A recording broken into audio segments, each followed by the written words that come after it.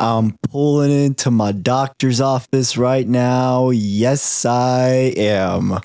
That was a quote from a courtroom hearing Zoom thing that I found where this guy, he had like a suspended license and he had to come in for on like the Zoom meeting, but he decided to come on like while he's driving, and so he was like parking and everything like that, and they were all like waiting for him to like finish parking, and that was his little quote that he said. And then I don't know, recently I've been going down like a rabbit hole of like courtroom hearings gone wrong on like Zoom and everything like that, and I guess it kind of ties to what we're talking about a bit. Actually, yeah, that's not bad. Welcome back, everyone. We are here on the Awful Takes podcast, where I provide my reviews for music, movies. I don't know what I'm talking about. I really know nothing about movies or how to make music or anything like that. But who better to review them than me? So here I am. My name is Nabahi. Hello, I'm Wallied from Sergator Productions. And we are here, both of us. You're blessed. Studio. Psych, this is not a studio. We just found a random place next to a local Arby's, and we are recording there. So we're recording in the bathroom. Yes, we are. Thank you guys for joining us. We are at the beginning of March now. And today's a great day for me. It is Oscar night, so we are going to be watching the Oscars, and we'll do a little kind of post show next week, kind of going over the award winners and everything like that. So look out for that. It's going to be a lot of fun. And if you're joining us for the first time, how our show is kind of structured, we go into news that we find interesting throughout the week, and we talk about it, and then we get into our movie review. So if you want to skip ahead straight to the review, please feel free to do so. We make sure to put timestamps and everything on either YouTube or Spotify. So if you want to go straight to the review, by all means, skip ahead and do yourself a favor and just skip ahead in general anyways, because we tend to ramble. I tend to ramble. But thank you. Thank you for joining us. Yeah. It's a crazy week.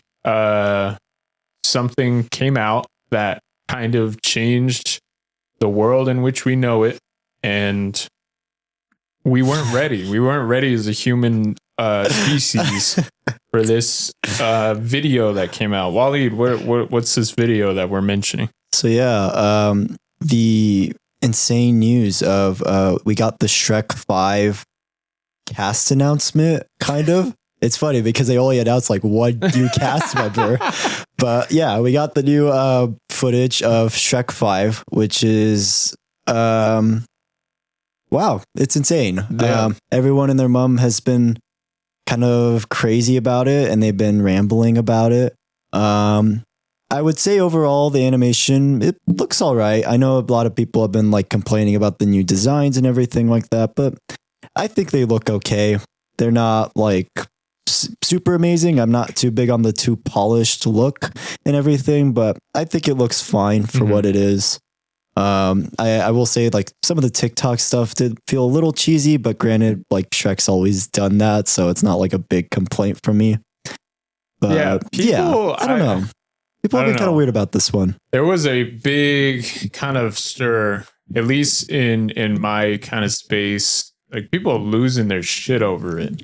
And I had to have like, not a conversation, but I had like a brief moment in my head of like, you're like 30 and you're losing your mind over this. It's really funny. And like, okay, like let's look at some past examples. Okay.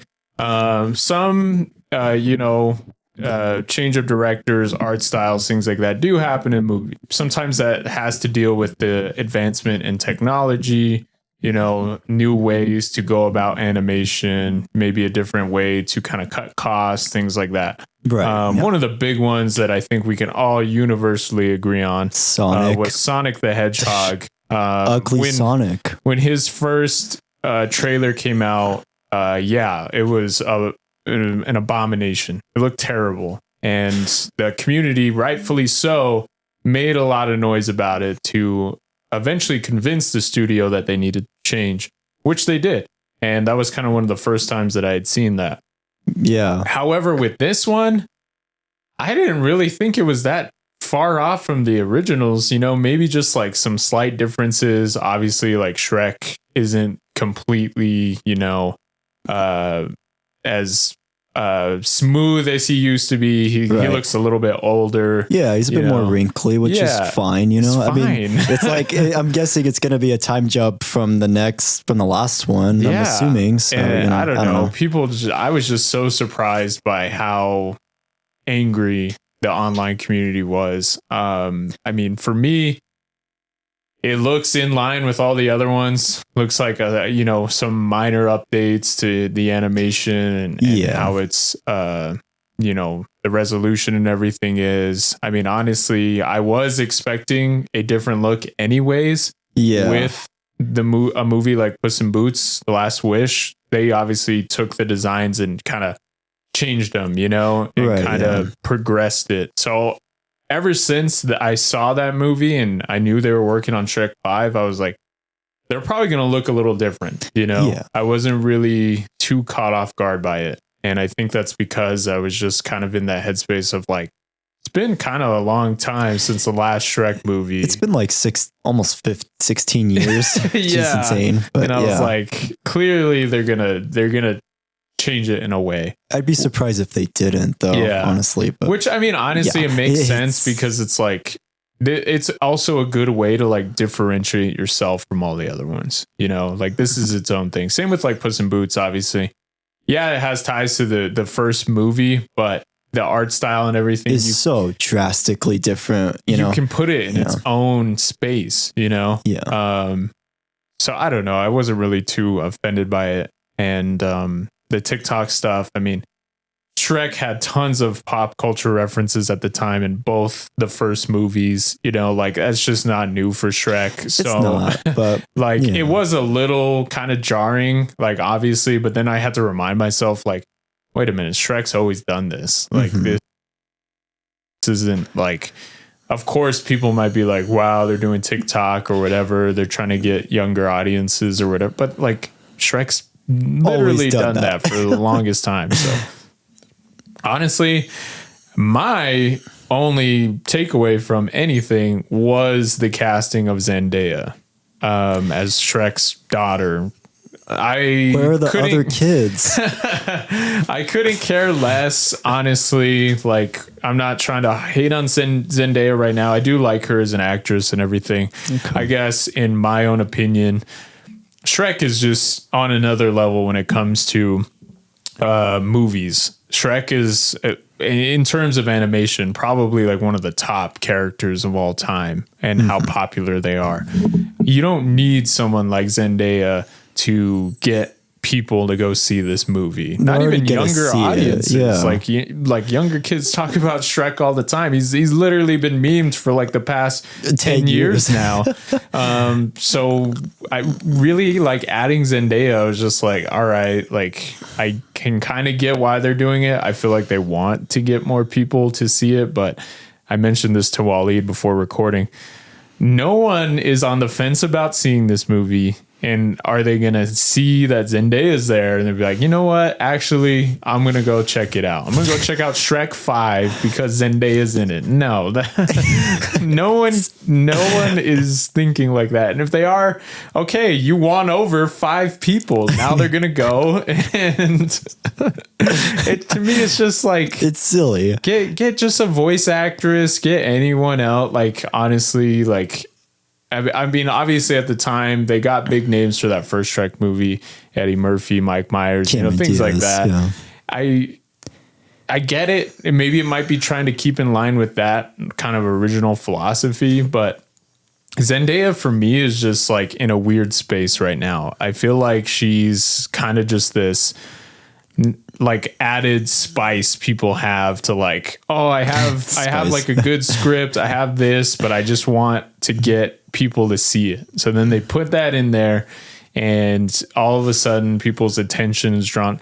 Because come on, Challengers, would people really have seen that if Zendaya was in it? Probably not. You know, and our house crowd probably would have saw it, but yeah. Anyways, so I'm just like, for smaller movies like that, like I get it, but for a movie that's like Shrek, it just feels too on the nose for me. It's kind of in the same realm as like Chris Pratt for Mario, you know. I was just like, really? Or it's like the Rihanna thing for that new Smurfs movie we were talking about a couple episodes ago. Yeah. You know, it's kind of like that. And I'm just like, okay, sure, I guess. But, and I get she's like the it girl and everything, but I'm like, there's so many other talented voice actresses you could get to have Shrek's daughter, you know, but I don't know. I guess we'll kind of see. It sucks, but like, I am kind of getting that way with Zendaya, that she's just kind of too in the mainstream right now for where it's not bothering me, but I'm just, I worry about it, you know? Yeah. It was kind of the same thing with Jennifer Lawrence. Like, at the time she was getting put in everything, and she kind of got pushed in our faces with so many movies, you know, and it got to the point where it's like, you couldn't even see her as like a regular actress anymore. You know, you just started to see like this kind of figurehead of pop culture at the time, and almost like she was just being forced on us. And before you know it, you can't judge her performances fairly anymore. It's just distracting. And she took a break, and now she's kind of getting back into it. And that's kind of where I'm at with Zendaya, of like, all right, we're getting in. There's so many upcoming movies. Like, she's in Christopher Nolan's movie going to come out, and I'm like, I still don't know how I feel about that. Honestly, I'm just like, okay, like, I don't know. And it sucks. I don't want to be like that. But after the kind of overexposure, you're just like, oh man, I've seen you in so many things now, you know? Yeah. It gets kind of tiring, but we'll see. I mean, honestly, I'm excited for Shrek 5. I'm very curious to see what it'll be like for sure. I don't really think this was a good idea for like kind of a first look, though. I think people might have been a lot more easygoing with it if it was a trailer. Yeah. I think because it was so short and it seemed kind of pointless, of like, oh, that was just such a brief look. And it's just like, there's not a lot to like chew on with it, you know. There's not a lot to like kind of say about it because it's just so small. And again, like most of it is just announcing the cast that we already knew was going to be there, other than Zendaya. So yeah, we'll see. Hopefully that first trailer comes out soon so we can have a different viewpoint on this movie, because right now things do seem to be kind of negative. Which, I mean, I get it. I'm not surprised though. I've never seen a voice cast announcement for a trailer before. Neither have I. So I guess it's like, okay, sure. All right. What other piece of movie news are we talking about? So we got our boy the Bahi's favorite movie of 2024, Megalopolis. I'm not big into this Razzies stuff. I feel like a lot of it is super mean-spirited and just kind of dumb for the most part. But I thought his Coppola responded, because he got worst director, I guess, for the movie. And he had a really funny quote that I am just... I thought it was so hilarious how he responded to this. So here is the quote. I'm going to try to say this without laughing. So he took to Instagram, actually, you know, because he's trying to be hip with the kids, you know. And he says, I am thrilled to accept the Razzie Award in so many important categories for Megalopolis, and for the distinctive honor of being nominated as the worst director, worst screenplay, and worst picture at a time when so few have the courage to go against the prevailing trends of contemporary movie making. So then he continued, in this wreck of a world today, where art, in all caps, is given scores as if it were as if it were professional wrestling. Oh no. Oh man. I chose to not follow the gutless rules laid down by an industry so terrified of risk. God. Of risk that people that, despite the enormous pool of young talent at its disposal, may not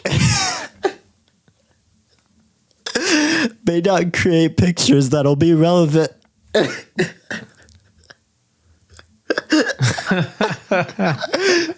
And alive that will be relevant. Okay. At its disposal may not create pictures that'll be relevant and alive 50 years from now. He concluded by noting, what an honor to stand alongside a great and courageous filmmaker like Jacques Tati, who impoverished himself completely to make one of cinema's most beloved failures, Playtime.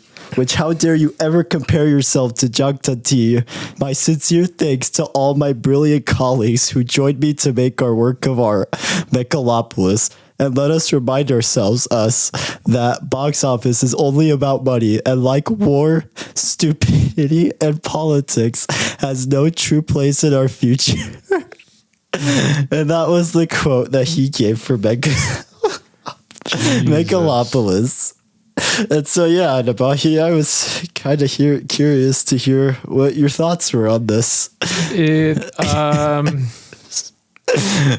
I don't know. Oh my God. Like, guys, this Instagram post, like, literally it's a picture of his face. It looks like he died. It looked like he died. And he's trying to like say some final quote or something. It's so cringy. Like, I'm not trying to be mean. It's one thing to eat it on your chin, Yeah. Let's look at Halle Berry, a while, probably close to 20 years ago, when she won her Razzie for Catwoman. And the year before, she won the Academy Award for Best Actress, which was a big deal at the time. Right. Obviously, when she wins the Razzie, she takes it on the chin. She goes down there in person, brings her Oscar, and she has fun with it, Yeah. It was almost like kind of like a knock at yourself of like, yep, I won the Razzie, like when, say whatever you want, but I'm here to take it. I'm here to take it with pride. Yeah. Obviously, she probably has no pride for it, but it was a nice show to be like, you know what? I get it. And then for Coppola's way of going about this and having this whole kind of post, like, this is what art's divulged into. It's putting scores and rankings on things, and it's like, dude, this has been going on in movies for a long time now. Literally, probably like 40, 50, 60 years, film criticism has been a thing. It's not new.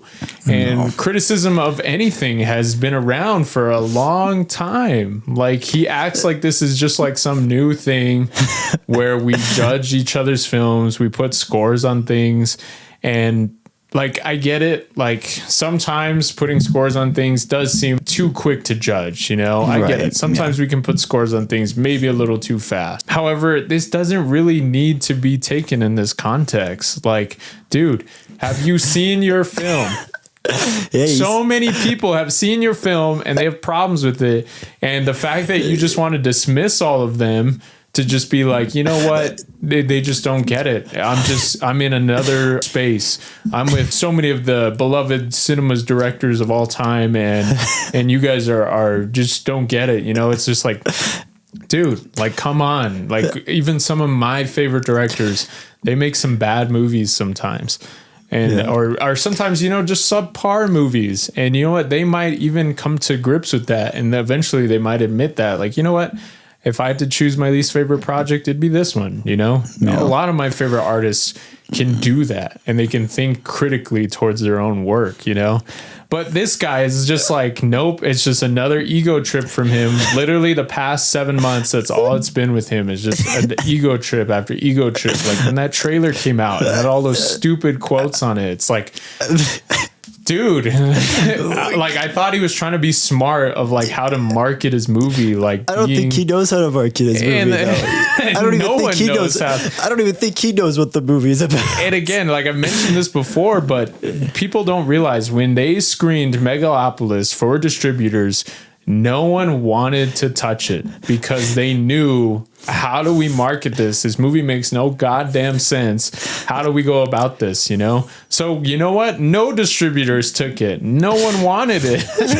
The only thing he was able to do was get an agreement with IMAX for like a small amount of screenings.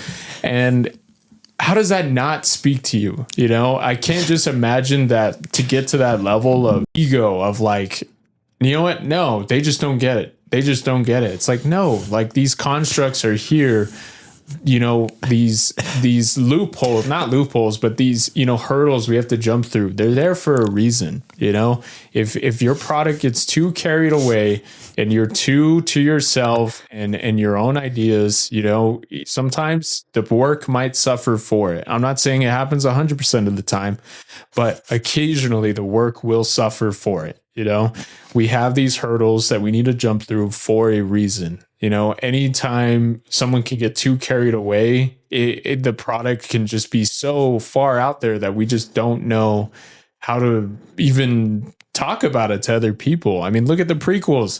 That was 100% George Lucas. You can't blame anyone else. And he had people around him who were literally just saying yes to everything, and it just became less collaborative, you know, and that's what film is being collaborative. You have to work together as a team to make this work, you know, and as a director, as a writer, you need to be ready for when that criticism eventually starts coming your way of like, you know what, Francis, like it's great, but this writing and everything is not stringing together well, you know, or they watch the dailies. These performances, they're not working. We need to take a step back and we need to make it work. I just back to the club. Me personally, I just don't get how, again, like winning the Razzie, granted, it's kind of just for fun. It's kind of just, you know, just to throw it out there. Like there's no merits to how they vote for the Razzies. Yeah, it's a joke. It's a joke. But then to take that, obviously just a joke, and write this whole cringy Instagram post with your picture in front of it, like you are 10 years ahead of everyone else. And you and you came back to this time in a time machine or something, and you've seen the future and you know what it looks like. I'm sorry. You need to go about it in a better way, because anytime we've seen revolutionaries kind of come along, pioneers, and they help bring the medium forward. Yes, sometimes it's not 100% loved, but more than half the time, the general audiences and stuff do care about what's being brought before us. Yeah. Like it's not just this super out there, like, nope, that was just too ahead of its time, and you just didn't get it. You know, like, come on, when has that ever happened? I mean, correct me if I'm wrong, guys, but I hate this post. Yeah, and I hope he deletes it. I think what bothers me too so much with this also is like, it's very clear like he can't handle criticism, and when it's not something that's like positive or like his way, he just feels this need to like go and attack other people for it, you know. And it's just like, if you because he has for a while, he's had this attitude of like, oh, I don't care what anybody else thinks, I'm gonna self-fund $120 billion of my own money into this. But it's like, it seems like you do care, because you care what other people think about your movie, you know? And it's like, again, to open that can of worms of like literally crew members talking about the project and being like, yeah, we don't know what we're doing. We had to waste like 12-hour days because he didn't know what he wanted, and he'd go in his trailer smoking weed. He just didn't care, or he just, I don't know, I guess he didn't know what he wanted or whatever. But it's just so funny to me that like, it's like you don't even really want to tell a story. It's just like an ego vanity project for you, you know? Because like hearing the story of like, oh, it took him 40 years to come up with this, but I see the clip of Adam Driver saying, go back to the club. And I'm like, that took you 40 years to come up with? Really? Like 40 years just so you can hear Adam Driver say that? And it looks like it's Spy Kids 6 or whatever, you know? It's just like, what are you doing, man? You know? So I guess Ford Coppola turned into Neil Breen is what happened. Crazy.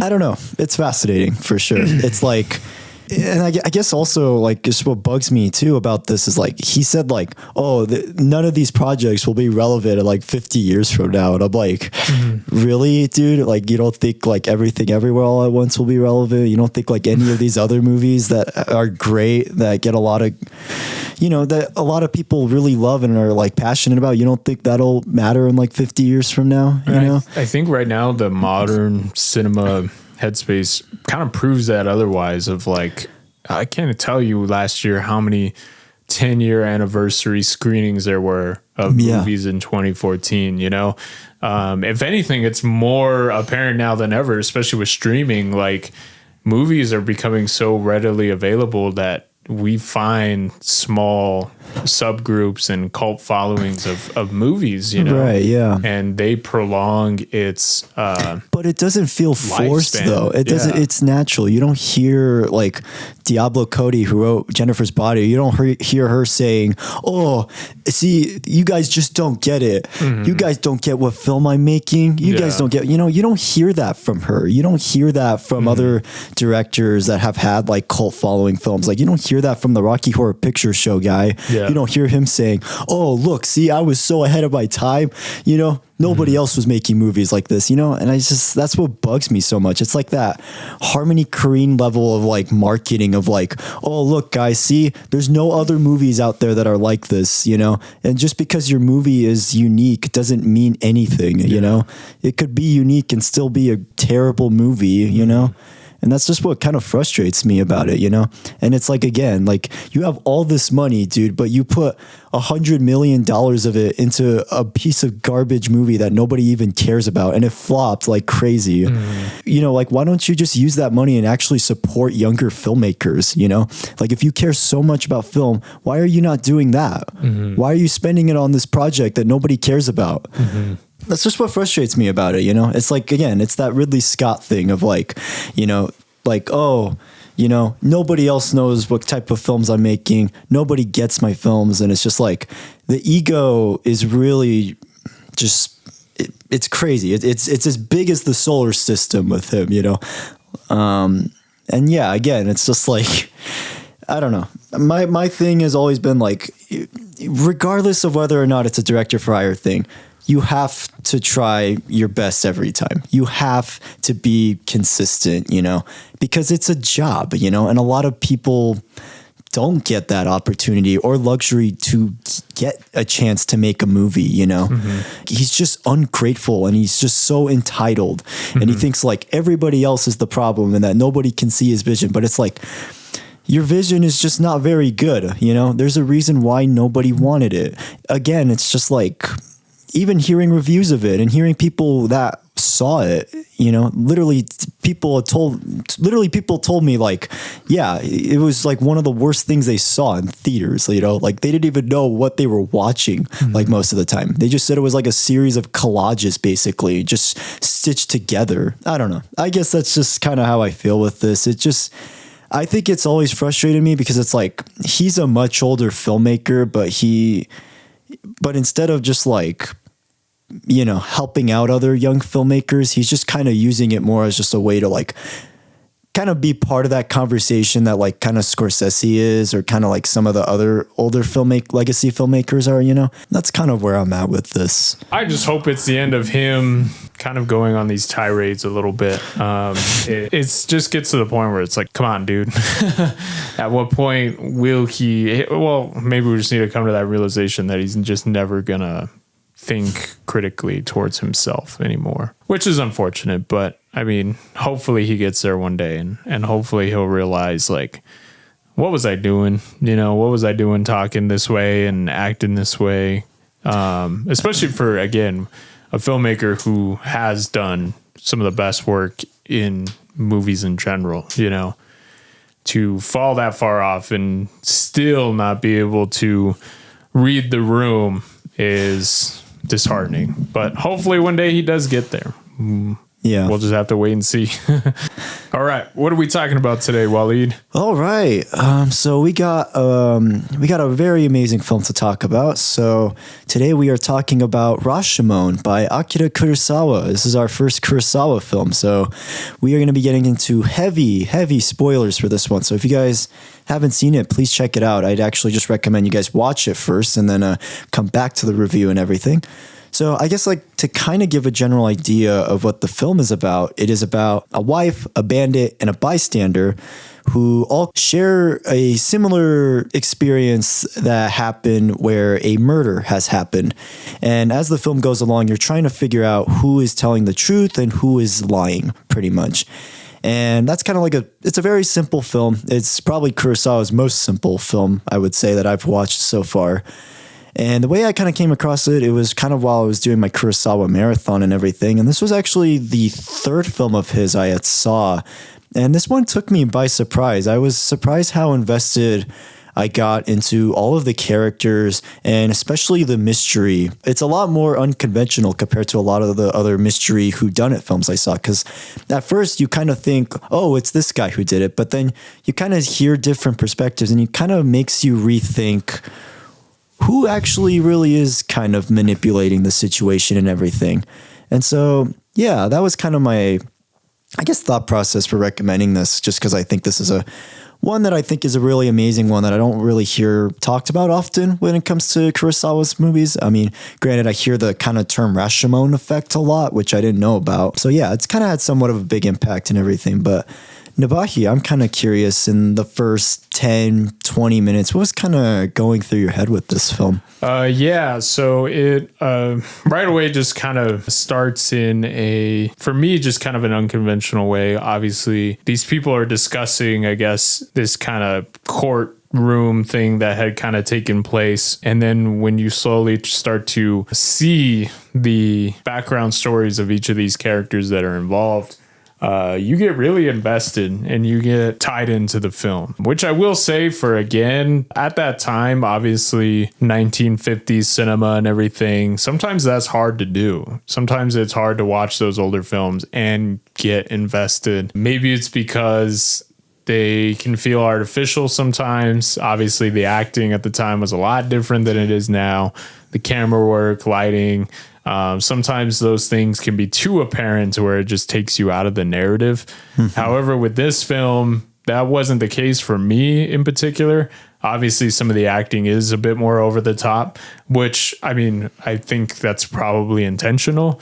Yeah, I would say it definitely works for a couple of the performances for sure. Yeah, but I found myself getting invested. And I think that was in large part to do with obviously the narrative, but then also the visuals as well. It was quite a eye-opening experience to see films made at this time that were filmed in a different way than they were at the time. There are some shots in here that really just kind of took me off guard and really just surprised me. Yeah, it's kind of crazy too, because like he'll blend a lot of different shots too. Yeah. Like that's one of his stylings that I've always been super impressed with him by is like he'll have like one shot that's like a close up, but then it like zooms out and it's like a wide shot, and then you get to like a two shot, and it's like I don't know how he does some of these compositions.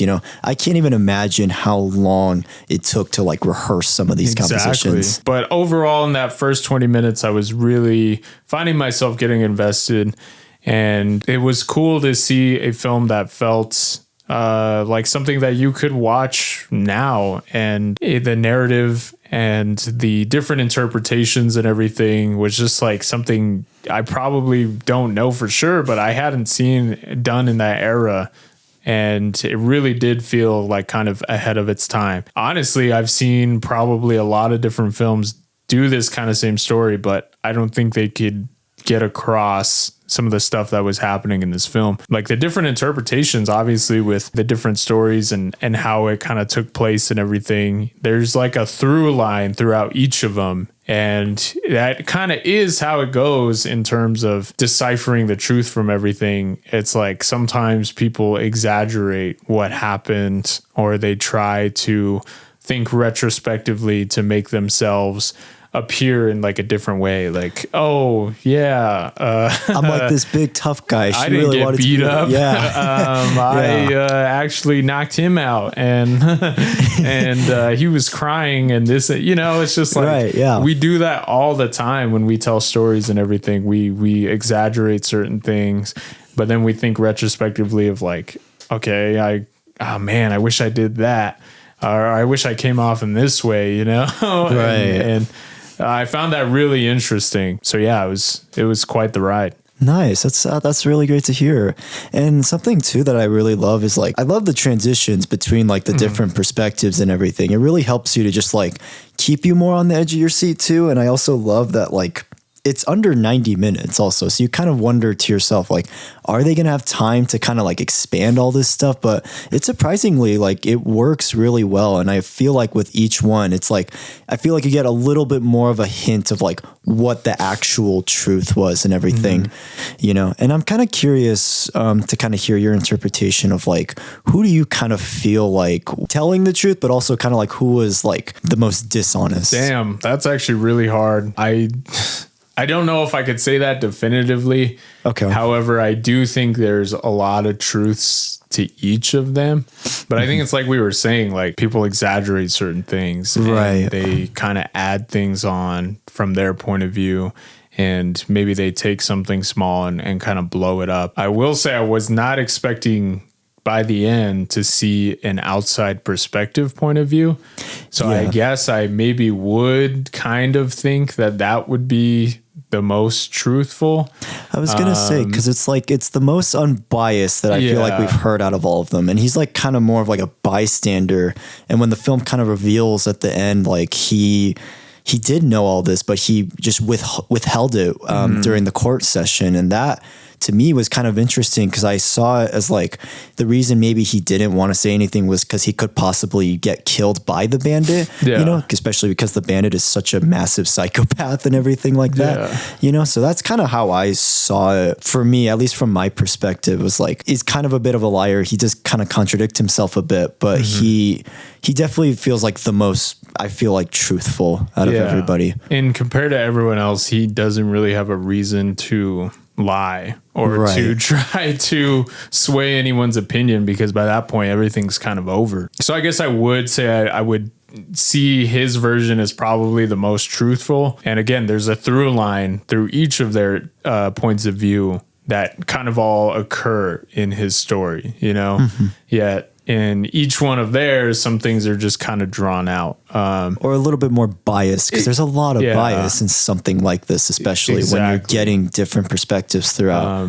But yeah, this movie, again, like it's over 75 years old, and now to see it and watch it in like a modern context with all the movies I've seen, it still went in directions that I honestly didn't think it would do. Really? Wow. Obviously with the guy who was tied up and eventually killed, watching that point of view through like this possession spirit thing was really interesting. And I was just like, holy crap. Like, I didn't think that was going to happen.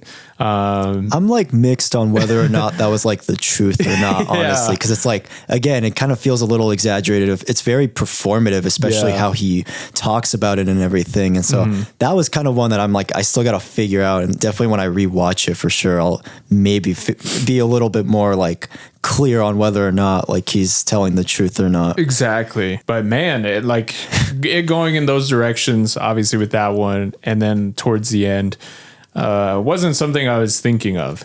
This whole story in general, like from the moment it started, and again, like I said, we were seeing these different points of view. It never really occurred to me that they made movies like this at that time, like that to me just really surprised me. I feel like this was kind of one of the first though, honestly, because I feel like before 1950, I don't know if there was anything kind of like as strong as this film has and like as held up as this one has, because again, kind of hearing about that Rashomon effect thing, like I didn't know that was kind of like something that this film kind of pioneered, and like how you see different perspectives and figuring out like the whodunits in like film and everything. It is kind of interesting to kind of see that for sure. Yeah. I know when it I was hearing little stories about like when it premiered and everything. Like apparently this was like nothing else like it from what I've heard and everything like that. So yeah, truly amazing. Another one of the pluses for me is just some of these shots really just kind of blew my mind. Now you see it done in modern cinema all the time, right? But my whole experience with 50s, 60s kind of cinema is obviously like American stuff.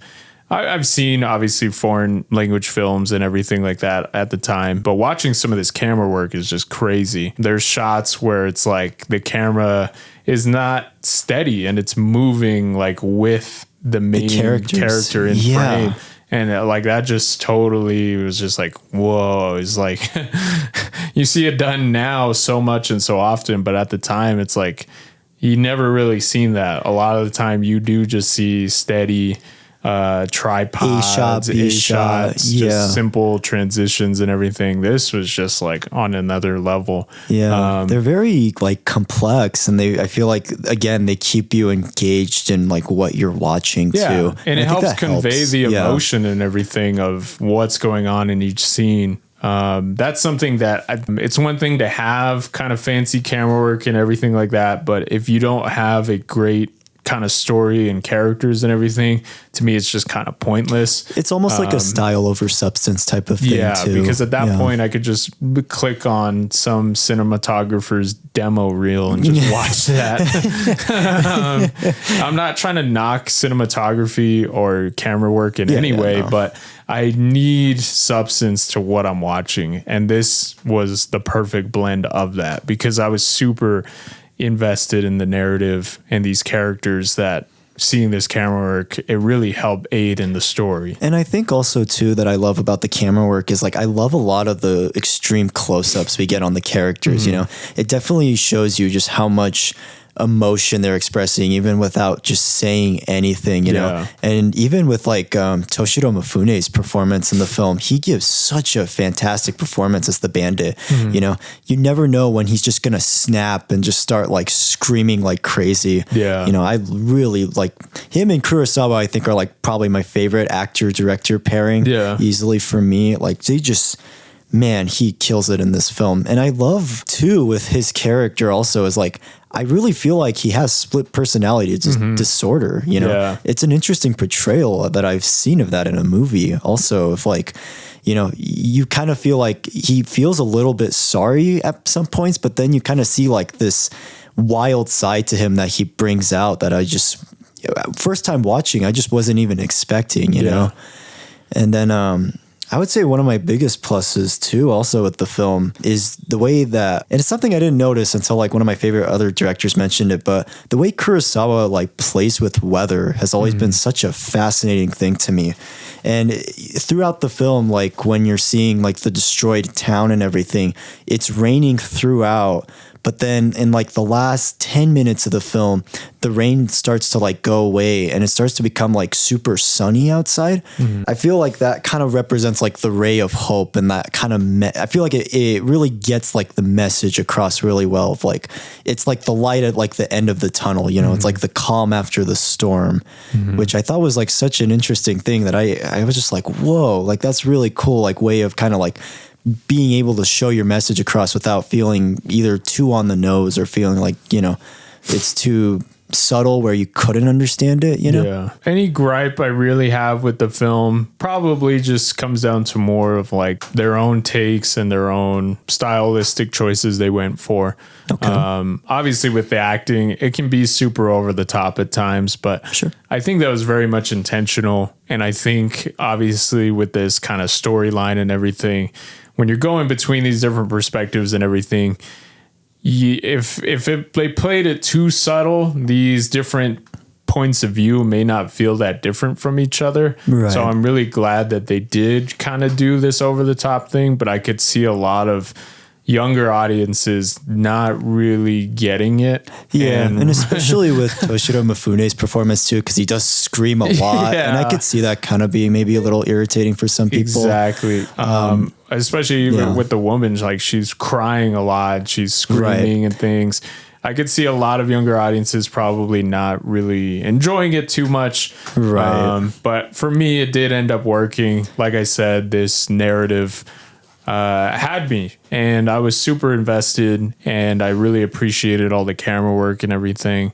And by the end, it was just really kind of blew my mind of like, this was 75 years ago, yet it feels timeless. And I feel like this was someone who was ahead of their time. You know, definitely. This was someone who, not like a Ford Coppola. Yeah. And it really bridges those gaps. You know, I think that's important in these people, these figures that we do kind of realize are thinking preemptively and jump outside of the boundaries that we kind of have and we place on ourselves. They don't do it 100% fully, and they're not just totally out there on a different planet. They do the best part of bridging those gaps, you know? And I feel like that's what Kurosawa did so well of, it was ambitious and it was different for its time, and it helped create a new generation of filmmakers and everything. But he was able to bridge those gaps to where he conveyed a lot of that, and he did it so well that younger people and new generation of filmmakers were able to understand it. You know, it just wasn't just totally out there of like, what the hell, what was this guy thinking? And 30 years from now, they're gonna figure out what all this was about. No, like, he influenced people while he was alive. You know, it wasn't about just 30 years, 40, 50 years from now.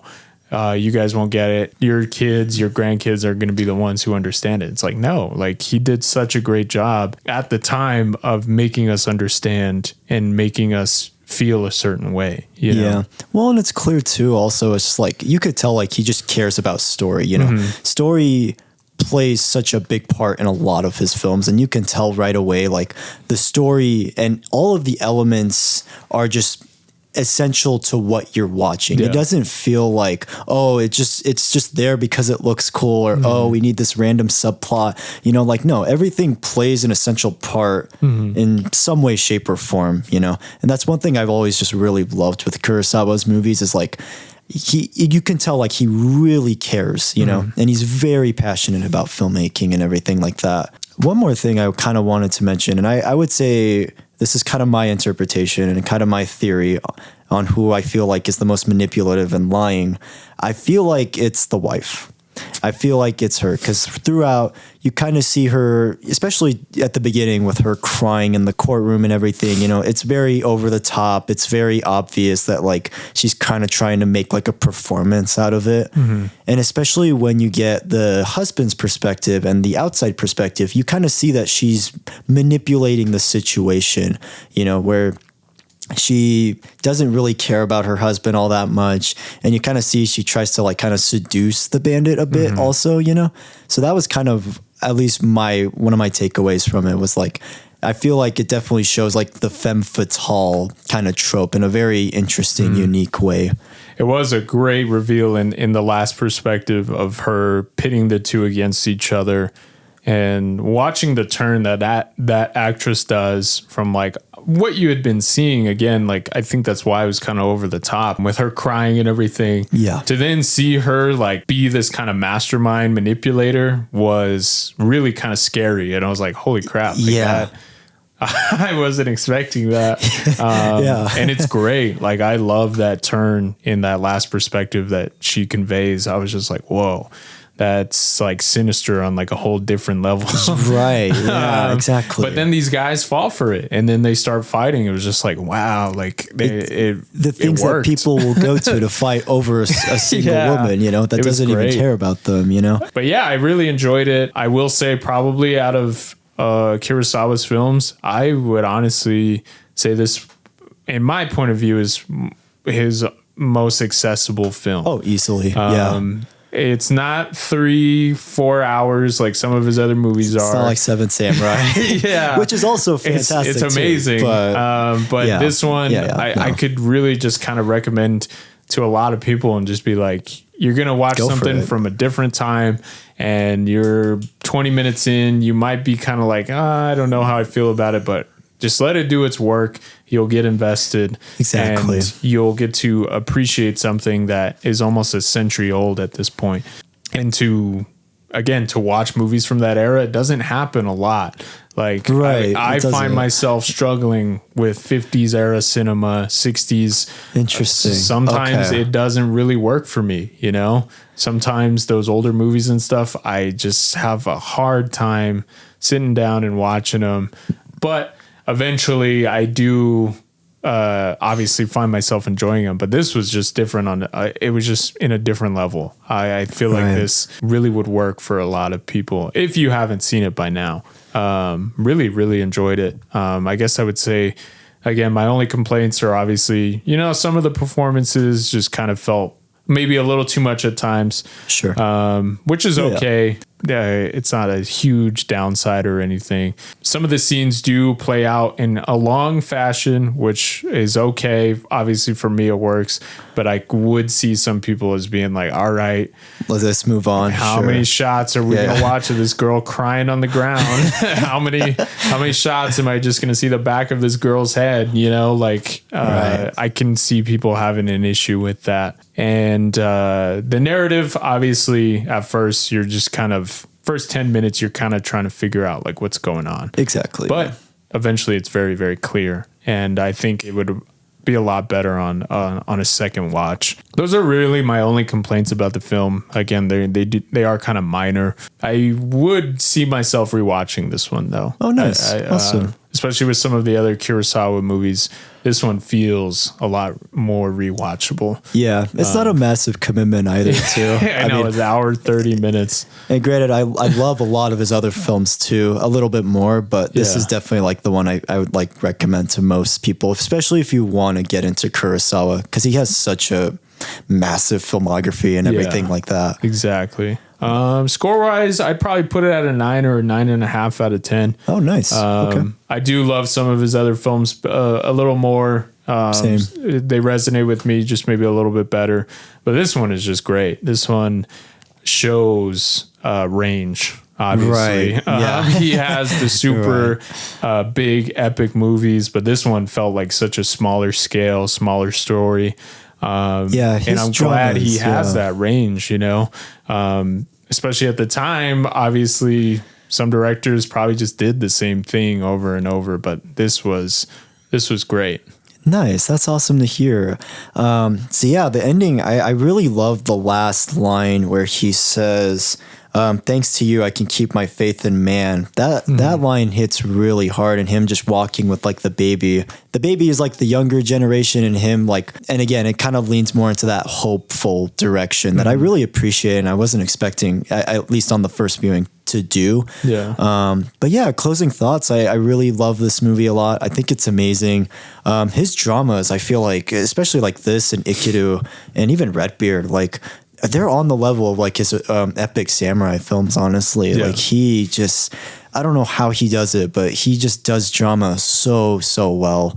I love all the characters. I love how the different perspectives play a massive role into film, you know, and I love how like each one is like different biases, and the film doesn't really explicitly tell you who's right and who's wrong, which I really appreciate. And you get a lot of gray area throughout the film. It's a lot kind of like The Hunt a bit, you know, where it's like there's a lot of morally gray parts to what you're watching. Yeah.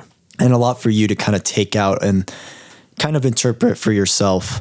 And I would just say my only complaint that I had, at least this time watching around, was just the first 10 minutes. It is a little slow for sure, and it does take a bit to like get into the story, but once it gets into it, you cannot keep your eyes off the screen. And this is definitely one of my favorites for sure. One of my favorite mystery whodunit films that I've seen. And score-wise, I would say I'm at a 9.5 out of 10 for me personally. I know I broke my 10 out of 10 streak, but 9.5 out of 10 for me. I really love this a lot. If you guys are interested in getting into Kurosawa's films more, which I highly recommend, definitely check this one out first. I feel like this is the easiest one to like kind of like suck you into Kurosawa's world. So I agree. If you guys haven't watched it by now, definitely do it. It's on HBO Max. And who knows, it might start a kind of Kurosawa deep dive, and they have a lot of his movies on there. So that's cool. Really hope this can kind of help a newer filmmaker or just film appreciator get into a truly great and unique artist. Yeah. So I'm curious, what films have you seen of Kurosawa's? I've seen Seven Samurai. It's been a while since I've rewatched it. And then I've seen Hidden Fortress. Okay, sick. Yeah, that's the one that inspired New Hope. Yeah, those are the only ones I've seen. I need to watch the rest of his films, obviously. I know we talked about on the podcast of Yojimbo, right? I referenced it once in the first episode, but I did talk about Ikiru in the Hunt episode, it's a fantastic movie, but it's very hard to watch. That one just will make you depressed for it's hopeful for sure, but it's just really tough to watch at times. But that one's fantastic. I love that one a lot. His later films too, I think, are really incredible. Dreams is a very fantastic one. It kind of shows I guess it's like an anthology kind of film of different dreams and nightmares he had. And then his other epic, Ran, which I don't know if you've heard of. It's I have heard of that one. Yeah, it's a interesting Shakespeare retelling of the King Lear story, but told through a samurai film, and it's just it's incredible. Wow. And then Redbeard's pretty solid. I really like that one a lot. And then Yojimbo and Sanjuro I think are really great. They probably inspired every Western that really though. Yeah. It's kind of ridiculous, but those ones are great too. And then Throne of Blood is the other one I've watched from him. It's also another Shakespeare adaptation. It's the Macbeth story, actually. Nice. But they're all really fantastic films. I wouldn't say he has yet to miss with me. And it's kind of crazy too, it's just especially with Rashomon too, is he made this, Ikiru, and Seven Samurai in the span of under 10 years. Wow. Which is genuinely insane. And I'm still trying to wonder how he even did that, Really though. Yeah. Cause it was cause this was 1950 Rashomon. And then Ikiru was 1952, and then Seven Samurai was 1954. Wow. So, yeah. But yeah, incredible filmmaker all around. We'll definitely have to talk about more of his films for sure in the future, because he's personally, for me, my favorite filmmaker. He really just takes any adaptation. He really just does a lot of stories really well. He really portrays the human experience in such a incredibly unique way that where his films are just kind of spiritual religious experiences at times for sure. But yeah, he's an absolutely incredible filmmaker. Awesome. Yeah. So what do we got next episode, Bahi? Next episodes. Oh man. Let me think about it really quick. All right. Took a little bit. What do we got? The next movie I'm going to recommend is a movie that's very near and dear to my heart. I don't know if we'll have guests on this one because I know this movie is popular with a lot of people. So I just want to prep you guys. This next one's might be a fanboy. Me just fanboying because I love this movie so much. Okay. And I've been waiting to talk about it. It less than 10 years old. However, I feel like it might jump into my top 10 movies of all time. This is one of my favorite romance stories I think I've ever seen in a movie. All right. The music's great. And the animation is amazing. It's going to be Your Name, directed by Makoto Shinkai. Heck yeah. Heck yeah. It's amazing. I can't wait to talk about this. If you haven't seen it, this is a movie that I think is one of the few times it works really well in both sub and dub. Okay. The cool thing with this movie is if you haven't seen it and maybe subtitles aren't for you, watch the English dub version because they actually go... Radwimps made a US adapted soundtrack. Oh, really? So yeah, okay. For 3 of the songs in here, they actually sing in English, which at the time seeing it was really cool. So this is one of my favorite movies, and I think it works in both English or Japanese. Cool. It is a little harder to find on streaming for some reason. I think this was before. Now you see a lot of anime stuff placed on streaming, and this one is one of the big ones that I haven't ever seen on like a Netflix or a Paramount or anything like that. I think it is on Crunchyroll if you guys haven't seen it, so definitely check it out. And if not, rent it on Amazon, rent it on whatever. Like, this movie is just to me amazing. So yeah, this really is excited to talk about That's a great pick. Yeah, I'll definitely have to check out that English dub too, for sure. I'll definitely check out both versions. And we've talked about Makoto Shinkai before, and I think I was like, we haven't actually watched or discussed one of his movies, so I think this would be a really good opportunity to kind of talk about.